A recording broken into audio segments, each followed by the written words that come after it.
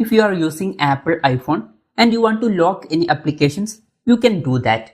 In this video, we'll be telling about how to lock any application in Apple iPhone. For this, first what we need to do is long press on the application which you want to lock. In my case, I want to lock WhatsApp application. For that, just long press on this application. When you are long pressing, you can see some options like this. When these options are coming, just leave. And here you can see some options like this. Here to lock this application, what you need to do is that click on Require Face ID. When you are clicking on Require Face ID, you can see a pop-up message like this. Here also you can see Require Face ID. Just click on this option. When you are clicking on that, you will be asked to confirm your identity with Face ID, or you should enter your phone's passcode.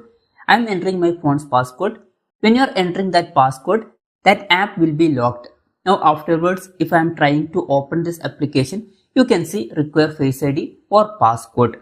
Without Face ID or passcode, I cannot open this application. So this way you can easily lock any application in Apple iPhone. Hope this video was helpful for you. If you find it helpful, consider subscribing. See you in the next video.